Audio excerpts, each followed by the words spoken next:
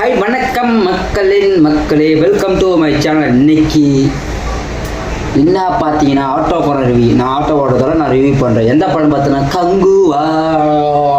ஐயோ, ஏன் தலைமையில் துண்டு போட்டுருக்குன்னா ஞானவேல் ராஜா வந்து இந்த படத்துக்காக 350 கோடி 400 கோடி ஒதுக்கணும்னு சொல்கிறாங்க. அவர் கடைசியில் தலைகளை துண்டு போட தான் போகிறாரு. கன்ஃபார்ம் கிட்டத்தட்ட பைத்துக்காரனா ஆகிட்டானுங்க. கத்துறானுங்க, எதுக்கு கத்துறானுங்கன்னு தெரியல. நடுவில் திடீர்னு ஃபஸ்ட்டு பார்த்தா கோவாவில் காட்டுறானுங்க, திடீர்னு பார்த்தா அங்கே இங்கே 1900 10,000 இங்கே காட்டுறானுங்க. ஒரு கரமும் புரியல, என்ன பண்ணுறது. 2024 காட்டுறானுங்க, திடீர்னு பார்த்தா 1070 காட்டுறானுங்க. இதுக்கு என்ன கனெக்ஷனு? அந்த பையனோட படத்தில் வரான், அவனை எதுக்கு தூக்கி வச்சு ஆராய்ச்சி பண்ணுறானுங்க. இடையில திடீர்னு எதுக்கு வரானுங்க, திடீர்னு இவங்க எதுக்கு போகிறானுங்க, என்ன ஒன்றுமே புரியல. இது என்னன்னா, அதாவது ஐயோ அப்படி இந்த காதில் வந்து ரத்தமாக வடியுது. இந்த படத்துக்கு முக்கிய ப்ளஸ் பாயிண்ட் பார்த்தீங்கன்னா மியூசிக் தான். ஏன்னு கேட்டிங்கன்னா முக்காப்பாங்க பேர் மியூசிக்கில் தூங்கியிருப்பாங்க. ஏன் இது டம்மு டிம்மு சத்தம் கேட்டு கேட்டு கேட்டு கேட்டு யாரும் தூங்காமல் பண்ணிடுச்சு மியூசிக். தேவிஸ்ரீ பிரசாத்தா வேறு லெவல். பூஸ் பப்பு அப்படியே கிளம்பி நிற்கிது. அதாவது மியூசிக் காதில் கேட்டு ரத்தம் வடியுது. 200 டிக்கெட்டு படத்துக்கு போனால் 2000 செலவு பண்ணும்போது காதிக்கு நல்ல வேலை. வீட்டில் யாரையுமே கூட்டும் போல, குழந்தை கூட்டிங்கன்னா அதுதான் அதையும் ஹாஸ்பிட்டல் கூட்டும் போன நிலைமை ஆகிட்டு உங்களுக்கு மக்களே. படத்துக்கு என்ன சொல்கிறது, படம் நான்லாம் அஞ்சான் சூர்யாவோட ஃபேனாக இருந்த ஒரு காலத்தில். அதாவது அஞ்சான் படத்துக்கு அந்த கெட்டா போட்டுக்கின்னு அந்த வாயில் இந்த குச்சி வச்சிக்கின்னு ஒரு காலத்தில் அப்படி திரிஞ்சு அஞ்சான படத்தையே 5 நிமிஷம் 5 உட்காந்து பார்த்தவன் நான். ஆனால் இந்த கங்குவாவை என்ன காவை வாங்கிடுச்சு மக்களே. பார்க்கவே முடியல. அஞ்சான் படத்தை அப்படி அசராமல் பார்த்தோம் நான். அந்த படத்தையே ஓவர் டேக் பண்ணிடுச்சு. ஆனால் இருக்கிறதுல மரண முக்க பார்த்தா சூர்யா கேரியரில் அஞ்சான் தான். அதுக்கு அடிமட்டத்துக்கு போய் மரண முக்க பார்த்தா கங்குவா. 350 கோடி போட்டு எதுக்கடா எடுத்தீங்க? அதுலேயும் சரி, நீ சூர்யானா நீங்கள் மாட்டினீங்க சரி. இதில் ஏன் நீங்கள் உங்கள் தம்பியை கூட்டு இன்வால்வ் பண்ணீங்க? அதாவது சனி படம் தனியாக போகிறது மாரி உங்கள் தம்பியை கூட்டு இன்வால்வ் பண்ணிட்டீங்க. பாவம் மனுஷன். கடைசி கேமியா ரோல் வந்து செகண்ட் பாட்டுக்கு லீடு கொடுத்து, அதாவது ஃபஸ்ட்டு பாட்டே ஓடாதான் செகண்ட் பாட்டுக்கு லீடு கொடுக்குறீங்க நீங்கள். இதுவே ஊற்றி மூட போகுது. செகண்ட் பாட்டுக்கு லீடு கொடுத்தா எங்கங்க போகிறது?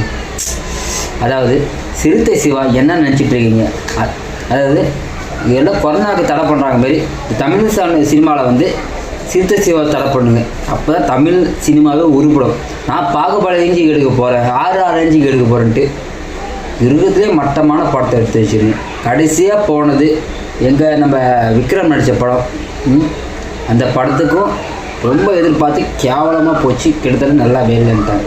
அதுக்கு ஈக்குவலாக கங்குவாவதுக்கு தான் அதுதான் முதலிடம் மக்கள். இந்த படத்தில் கதை என்ன சொல்ல வராங்கன்னு புரியல.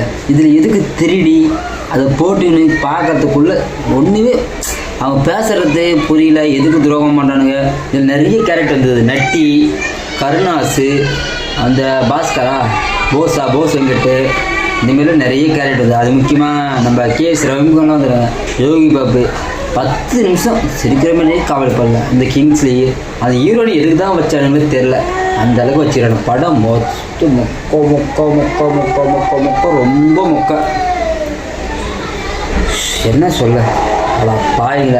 நீங்கள் போட்டு படத்தை எடுக்க போய் நாங்கள் பார்க்க போய் காதில் ரத்தம் வந்து, அதாவது லைஃப்லேயே 3 மணி நேரம் வேஸ்ட் பண்ணணும். அது இந்த படத்தை மட்டும்தான் முடியும். ஏசியில் போய் தூங்கிட்டு வரலான்னு பார்த்தா அப்புறம் தூங்க முடியல. அந்த அளவுக்கு லெவல் கங்குவான்னு கத்துறானுங்க. எதுக்குடா கத்துறீங்க? என்னத்துடா உங்களுக்கு பிரச்சனை ஆகுன்னா? இந்த பாபி டியோவில் இருக்கிறவங்க எவ்வளோ பெரிய வில்லன். அவனை தூக்கி வந்து பில்டப் பண்ணி கடைசி வரைக்கும் அவனுக்கு எதனா ஒரு பண்ண ஸ்கோப்பு கொடுத்தா பண்ணணும். எதுக்கு இவ்வளோ பெரிய வில்லன்ட்டு காட்டணும். ஆனால் அதுக்கே காட்ட மாட்டுறானுங்க. சும்மா டைம் பாஸுக்குன்னு வச்சுருக்காங்க. எதுக்கு வச்சானுங்க? திடீர்னு எதுக்கு நம்ம பாபி டியோவில் கொண்டு வந்து இந்த படத்தில் வச்சானுங்க? எதுக்கு கார்த்தியை கொண்டு வந்து கேமரா ரோல்னு வச்சு செகண்ட் பார்ட்டுக்கு லீடு எடுத்துமாங்க? இன்னும் வரைக்கும் புரியல. தெரிஞ்சு இதில் 2000 கோடி வருமா? 2000 கோடி அப்பு பார்த்தீங்களா? 200 கோடிக்கு துண்டு போட்டுருணும் பொழுது நம்ம. நான் ஒரு கஜரில் 2000 கோடி என்ன சொல்லுது? அதாவது இந்த படத்துக்கு கண்ணீர் நெஞ்சில் போஸ்ட் தான் ஓட்டணும். இதுக்கப்புறம் படம் பார்த்தீங்கன்னா அமரம் தான் ஓடும். கங்குவா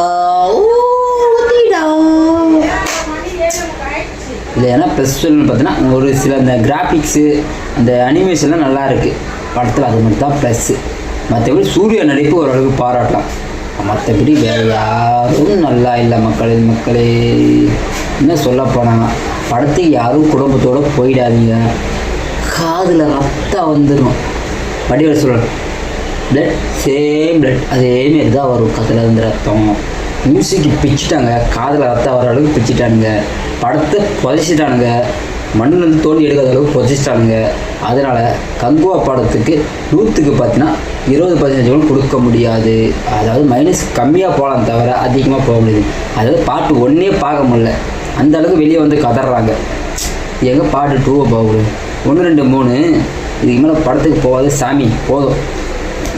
பிடிச்சிருந்தா மறக்காமல் நம்ம சேனல் சப்போர்ட் பண்ணுங்கள். கங்குவா படத்துக்கு போயிடாத தேசியம் கையெழுத்துக்கும் போகிறேன். ஏன்னா 200 நானே வேஸ்ட் பண்ணிட்டேன். நீங்களும் கஷ்டப்பட்டு தான் சம்பாதிக்கணும். ஆட்டோ ஓட்டி சம்பாதிச்சு 200 வேஸ்ட் பண்ணுறேன். நீங்களும் அதே வேஸ்ட் பண்ணாதீங்க மறக்காமல் மக்களே.